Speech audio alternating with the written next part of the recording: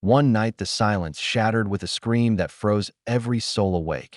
A child teetering on the edge of disaster, while a feud between neighbors spiraled into something no one could control. By morning, the pool that sparked it all was nothing but rubble, and Karen was already calling the cops, swearing vengeance. What happened in that backyard would tear apart families, expose lies inside the HOA, and leave everyone asking who really crossed the line. This is not just a fight about a pool. It's a story about fear, betrayal, and the cost of protecting what's yours. Before we begin, tap like on this video and tell us in the comments where you're watching from. It means more than you know. The gate rattled like it had a memory of mischief, and every night it ended the same way. Whispered laughter, the slap of wet feet on tile, and a parent's heart twisting tighter with every sound. No one wanted to believe it, but the truth was cruel. Karen's kids had turned the pool into their playground, no matter how many locks snapped shut or warnings burned across the fence. What started as a nuisance was mutating into something darker, something dangerous. At first, the neighbors thought it was harmless fun, kids being kids, sneaking in for a thrill. But the man who owned that pool didn't see thrill, he saw risk. He saw lawsuits waiting to erupt, broken bones on hard concrete, headlines that would drag his name through the mud. Every footprint wasn't just water, it was liability, it was betrayal. He tried kindness. He tried reason. He walked to Karen's door more times than he cared to count, asking for respect, pleading for boundaries. But she laughed, brushed it off as paranoia, said boys will be boys and girls will be girls. The HOA meetings became a theater of humiliation, his concerns twisted into punchlines. Screenshots of his messages were passed around like jokes, the word paranoid echoing in threads he was never meant to see. The tension grew teeth. What was once annoyance now clawed at him every night when the gate clicked open again. There was no peace, no rest, only the endless drip of anxiety. The smell of chlorine no longer meant relaxation. It meant fear. It meant waiting for the scream he knew was coming. And then it came. Midnight cracked open with a shriek that ripped him out of bed. He ran faster than thought, faster than his own fear, and found a small shoe lying by the edge, one step from disaster. A child, wobbling on slick tile, arms flailing in slow motion. He lunged, caught them before gravity swallowed them whole, his chest burning with terror and relief all at once. But instead of gratitude, fury exploded. Karen stormed into the yard with fire in her voice. Not thanks. She shouted at him as if he were the criminal, as if saving her child had been an act of violence. Phones rose. The red light of recording caught every second, but the story was twisted before it ever left the screen. The next morning, his name was a headline in the HOA chat. Unsafe, aggressive, dangerous. Short clips cut out the rescue and showed only his hands on the child, his face twisted in urgency that was painted as rage. Neighbors whispered. The board sharpened their knives, and Karen stood in the center feeding the fire. He felt the walls of the neighborhood close in, the betrayal heavy as iron. For years he had kept his grief buried, the memory of water stealing someone he loved hidden beneath the surface of his silence. Now that scar ached, the past replaying in cruel fragments he could not erase. He had promised himself no one else would suffer the way he had, and now the choice was staring him in the face. What would it take to end this cycle? Another warning no one cared about? Another sleepless night waiting for tragedy? Or something final, something irreversible, that would rip out the very root of the danger? Neighbors thought they knew him. Karen thought she had won. But beneath his silence, a decision was already forming, one that would change everything the next time those kids rattled the gate. And when the sound came again, when the laughter returned, his resolve sharpened like a blade. This time he wouldn't plead. This time he wouldn't wait for disaster. This time he would end it at the source, no matter the cost. What he chose to do would shock the neighborhood, ignite the HOA like gasoline, and put Karen face to face with the police in a storm no one saw coming. The scream from that night never faded. It replayed like a broken record in every heartbeat.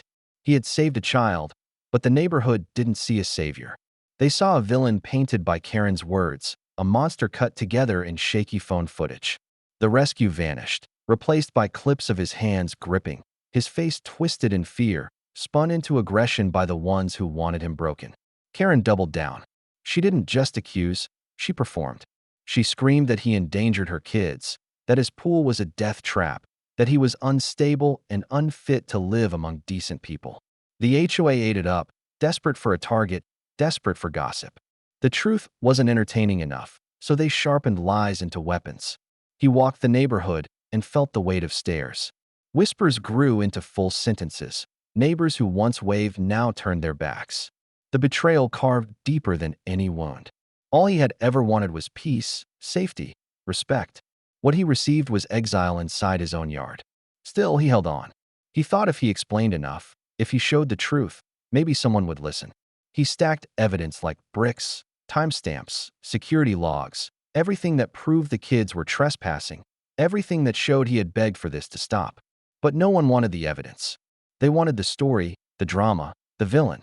The tension only grew sharper when the kids returned, fearless as ever, their laughter cutting through the night like knives. This time one of them balanced on a bicycle at the edge, wheels slipping against slick stone. The drain cover shifted loose under the water. Danger wasn't a possibility anymore. It was seconds away. He shouted, ran, stopped the disaster before it could unfold. But once again the story was twisted. Karen stormed in, yelling louder than his warning, pointing like a prosecutor before an invisible jury. Neighbors gathered with phones, narrating their own versions, turning a near tragedy into a spectacle. That night, sleep didn't come. His chest felt heavy, a stone pressing harder with every breath. He remembered the face of someone he had once loved slipping beneath water, the silence after, the guilt that never left. He had promised himself never again. He had promised no child under his watch would pay that price. Yet here he was, forced to relive the nightmare in his own backyard. The HOA wasn't just ignoring him now, they were coming for him. A folded notice appeared on his door at dawn, stamped with authority, accusing him of violations he never committed. Unsafe modifications, hazards fabricated out of thin air, a case built to tear him down.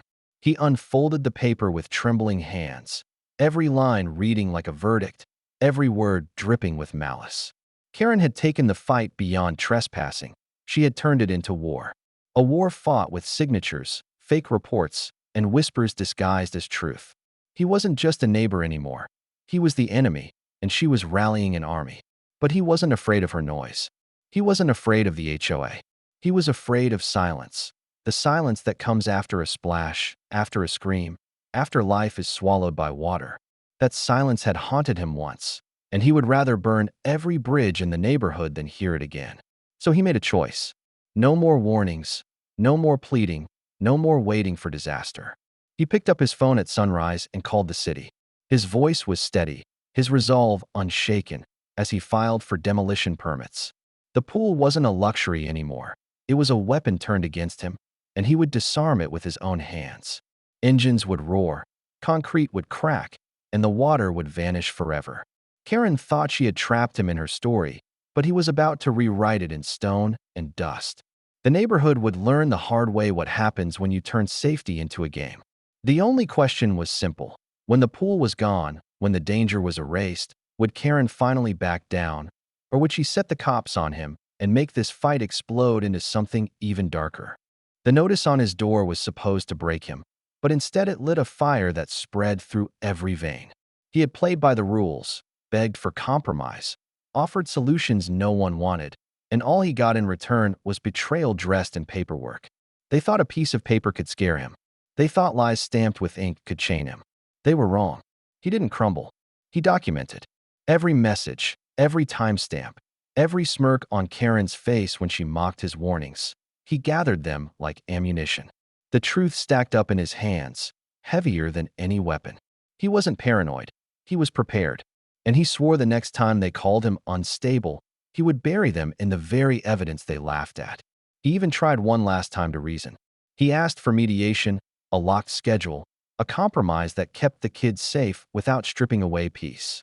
But the board laughed. They called him dramatic, said he was obsessed with control, said Karen was right to call him out.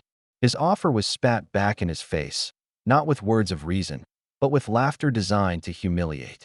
And while they mocked him, the danger only grew. He looked out one night and saw what he feared most. One of Karen's kids, no older than 10, had dragged a bicycle to the edge of the pool, trying to balance on slick tile like it was a circus act. The drain grate shifted beneath them, the wheel wobbling, gravity licking at their heels. His chest tightened like a fist closing around his heart. It wasn't a game anymore. It was a countdown to tragedy. He shouted, sprinted, caught the disaster before it swallowed the child whole. And just like before, instead of gratitude, he was met with rage. Karen appeared with fury in her voice, screaming that he was dangerous, that he was scaring her kids. Neighbors gathered, phones lifted, narrating like it was a live show, and his warning became their entertainment. That night, he couldn't sit still. His mind was chained to a memory he never spoke about. The face of his younger brother, eyes wide in terror, swallowed by water, the silence that followed. He had sworn no one else would ever suffer what he had, and yet here it was again, playing out in front of him like a curse that refused to die. He couldn't save his brother back then, but he had saved Karen's child twice, and somehow that made him the villain. The weight of it nearly crushed him, but he didn't collapse. He acted. He opened his laptop, pulled up city records, and filed for demolition permits. His voice on the phone at sunrise was steady, sharper than steel. He told the city the truth. This pool was a danger, a lawsuit waiting to happen, a coffin disguised as luxury. They didn't laugh. They didn't mock. They listened, and they approved. By morning, demolition day was locked in. Concrete would crack, water would vanish, and Karen would learn that her playground was gone for good. He would not wait for death to strike again. He would not let silence win. But the neighborhood wasn't ready for what came next. Karen wasn't ready. The moment those engines roared, the moment her kids saw their secret world torn apart, chaos would spill into every corner of the block. Neighbors who once laughed would scream. The HOA board would scramble for power, and Karen would raise her phone higher than ever, ready to dial the one number that could turn this from war into a full-scale battle. And as the sun climbed higher, the sound of machines warming up echoed like thunder. He stood steady, unshaken, while the first crack of concrete split the air. But deep down he knew this was only the beginning. Karen would not watch her throne crumble without unleashing hell, and the cops would not be the last to step into this fight. The engines roared to life like war drums, and the first swing of the hammer cracked through the morning like thunder. Neighbors spilled from their houses as if drawn to the battlefield. Phones lifted, voices tangled in disbelief. The pool, once the crown jewel of the street, was being torn apart piece by piece, its blue surface splintering into rubble and dust. For him, it was liberation. For Karen, it was treason. She stormed into the yard, her voice breaking into a scream that carried across the block. She didn't stand at the edge this time. She marched straight into the gutted pit, her shoes scraping against concrete as she stopped halfway down the stairs. She pointed her whole arm, fingers stabbing at him like a dagger, her voice shaking with rage. The kids stood frozen near the fence, wide-eyed, watching their secret playground collapse into dirt and steel. Karen didn't beg. She accused. She accused him of destroying what wasn't his, of scarring her children, of humiliating her family. Every sentence dripped with venom, every word sharpened to cut. But he didn't flinch. He stood tall at the edge, permit in hand, stamped and sealed, his answer steady as stone. He wasn't breaking the law. He was protecting it. The crowd around them grew louder. Some cheered, some booed, but most recorded, eager to catch the flames that were about to erupt. And erupt they did. Karen's hand went to her phone, her thumb dialing a number she had sworn to call the second this day came. Within minutes, the sound of sirens joined the chaos, blue and red slicing through the neighborhood as police cars rolled to the curb. The officers stepped out and walked into a storm that was already at full force. Karen threw herself into the role of the victim, tears staining her cheeks, voice cracking as she painted him as a monster who had ripped joy away from her children. She spoke like the pool wasn't just concrete, but life itself, stolen by a neighbor with no soul. The crowd leaned in, hungry for the verdict. But he didn't shout back. He held his ground, permits in hand, truth inked on paper. He spoke only when asked, his words calm, measured, unshaken by Karen's theatrics. The officers studied him, studied her, studied the paperwork that gleamed under the sunlight. For the first time, doubt flickered in the crowd's eyes. For the first time, her story cracked. Then, another figure entered. A man in a hard hat, city badge clipped to his vest. The inspector. His arrival shifted the air because he didn't come with opinion, he came with authority. He asked for the permits, scanned them, nodded. But then his face changed. He pulled a folded sheet from his own clipboard, a stop work order, stamped and signed. He held it up, declaring that demolition must cease immediately. The words hit harder than any hammer. Karen's scream twisted into a laugh, a cruel, triumphant laugh that echoed off the broken walls of the pool. The crowd erupted again, phones catching every angle of her victory. She pointed at him with renewed fury, shouting that even the city was on her side now. The officers looked at the paper, at the inspector, at him, waiting for his next move. But he knew something was wrong. He had filed everything clean. He had spoken to the city himself. That order had never existed before today. His eyes locked on the signature at the bottom, and a chill shot through him. It was a name he didn't recognize, a seal that felt off, too perfect, too staged. The inspector's brow furrowed as he scanned it again, his phone already rising to his ear. Karen kept yelling. The crowd kept chanting. But a new storm was building silently in that moment. A forgery. A lie dressed in the clothes of authority. Someone had planted it, and someone in the HOA had gone further than anyone expected. The inspector turned away, voice low as he spoke into the phone, his expression hardening with every second. The officers shifted uneasily, caught between paperwork and suspicion. And at the edge of the pool, the man who had started this war felt the ground tilt under his feet. This was bigger than Karen. This was corruption bleeding through the walls of the HOA itself. The machines idled, silence heavy in the yard. Karen raised her hands like a queen who believed she had won. But she didn't notice the look in the inspector's eyes, didn't see the doubt in the officer's stares, didn't hear the quiet unraveling of her false victory. Because when the inspector hung up that call, everything was about to flip. And the crowd that cheered for Karen would soon realize the forgery in her hand was the spark of a scandal that could burn the entire HOA to the ground. The inspector's voice cut through the noise like a blade. The stop work order in his hand was counterfeit. The seal, the signature, the file number, none of it existed in city records. Karen's laughter evaporated mid-breath, and the crowd that cheered for her grew quiet, their whispers shifting to suspicion. All eyes darted from her face to the forged paper trembling in her grip. The officers exchanged glances, their questions sharp now. Who delivered the order? Who signed it? Who wanted the demolition stopped? The inspector spoke firmly, saying the forgery could only have come from someone with inside access. That meant someone on the HOA board. The victory Karen claimed just twisted into evidence of corruption. She tried to push blame away from herself, insisting she knew nothing, but the cracks in her voice betrayed her fear. For the first time, the power she wielded in this fight slipped out of her grasp. Neighbors who once stood behind her started stepping back, murmuring doubts, wondering how deep the lies went. The man at the center of it all didn't shout. He didn't gloat. He simply held his ground, the weight of years pressing heavy in his chest. They wanted to paint him as unstable, dangerous, but it wasn't rage that steadied his hands. It was grief. He finally spoke, not to defend himself, but to reveal the truth no one had ever known. He told them about his younger brother, about the day water swallowed laughter and replaced it with silence, about running into the pool too late, dragging him out lifeless, screaming into a void that never answered back.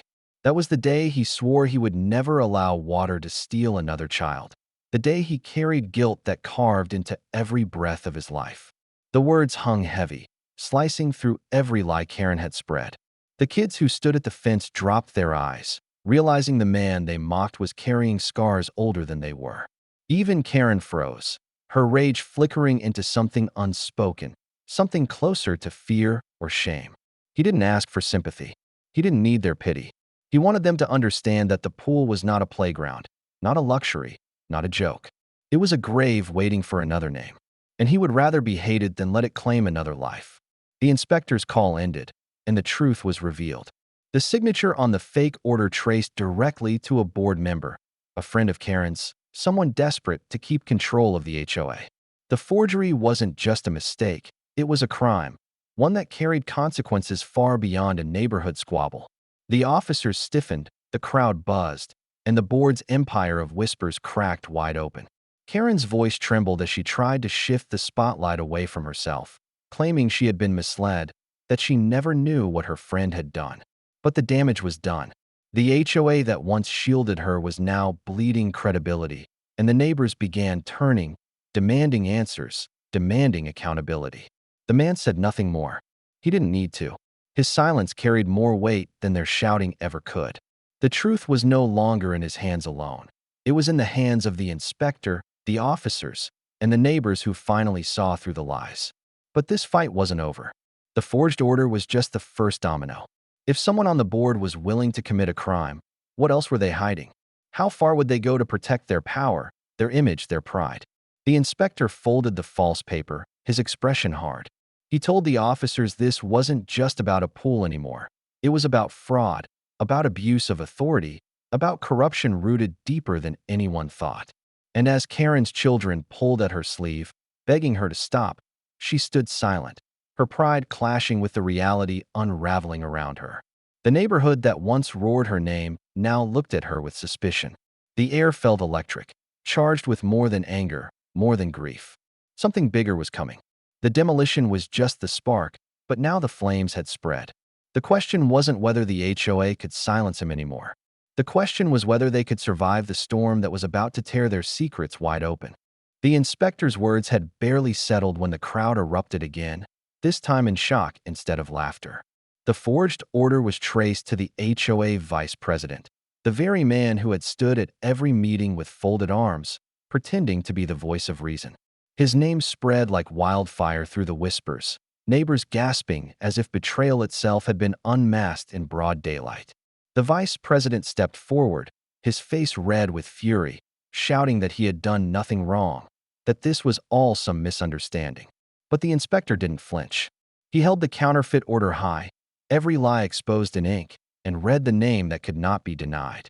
The board that once stood untouchable now cracked in front of everyone's eyes. The officers moved closer, their questions sharp, their tone no longer neutral.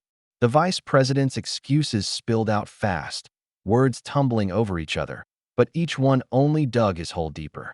He stammered about protecting the neighborhood's image, about keeping property values high, about stopping drama before it spread beyond the gates. He claimed the demolition was bad for everyone, that it would ruin their reputation. The man who had fought for safety all along stared at him, not with anger, but with the kind of silence that carried more power than rage. He had begged, reasoned, even compromised, and still they had chosen fraud over truth. That silence weighed heavier than any accusation. Karen's mask finally cracked. Her voice trembled as she shouted at the vice president, demanding to know if he had dragged her into this. She claimed she never wanted forgery, never wanted this kind of scandal. Her words shook with fear, her pride colliding with reality, her kids tugging at her sleeve as if begging her to stop before she shattered completely. For the first time, the iron certainty in her eyes faltered. The officers warned the vice president that forgery was not just an HOA dispute, it was a crime. The crowd's eyes, once filled with disdain for the man at the pool's edge, now burned holes into the board member's back. Phones captured every word, every stutter, every ounce of guilt painted across his face. And then, in a moment no one expected, Karen's anger dissolved into something else. Her voice cracked as she admitted the truth. She confessed the pool had been an escape for her children, a place to distract them from the chaos at home.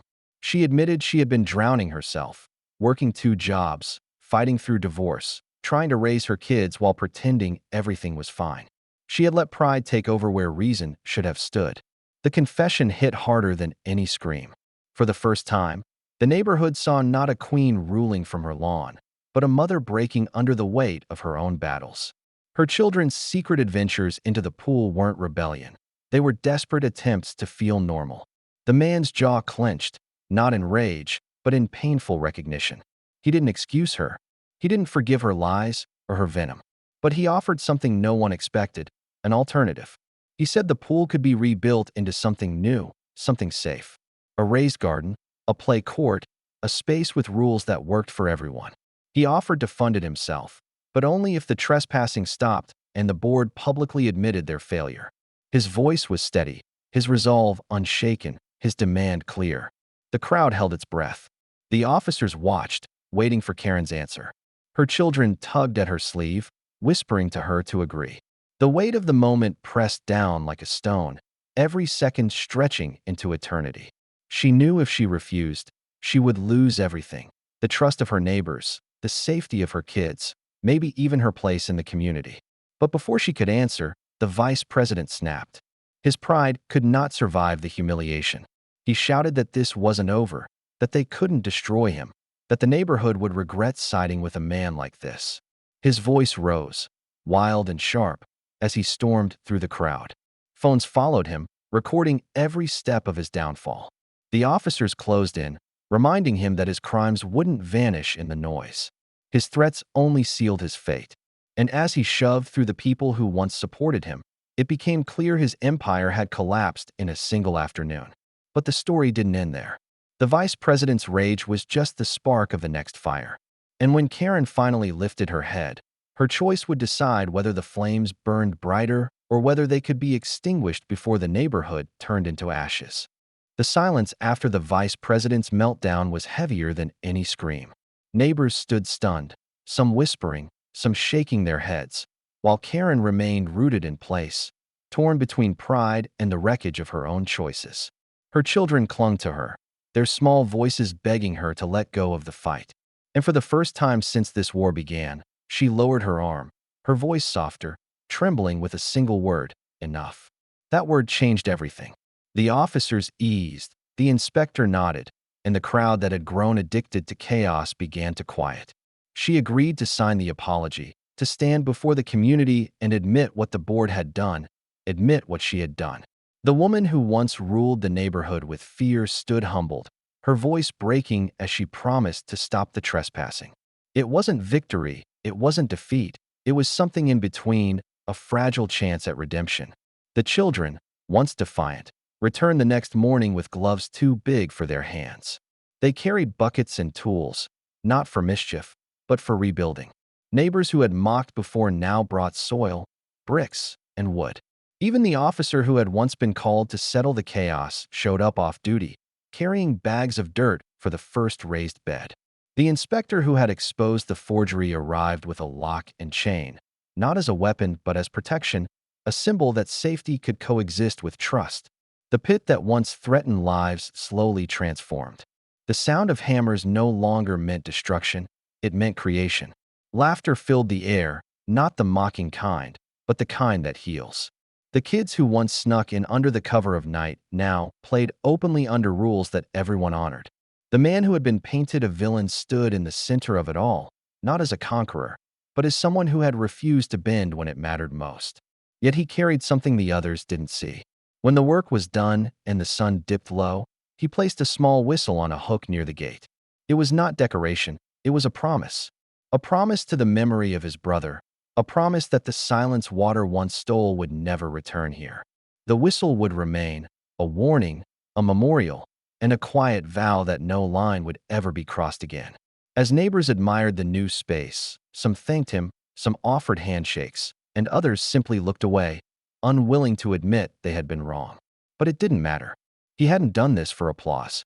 He had done it because he knew the cost of inaction, because he had lived through the kind of loss that sears itself into the soul and never fades. In that moment of fragile peace, he finally felt the weight lift, if only slightly. The pool was gone, the lies exposed, the board fractured.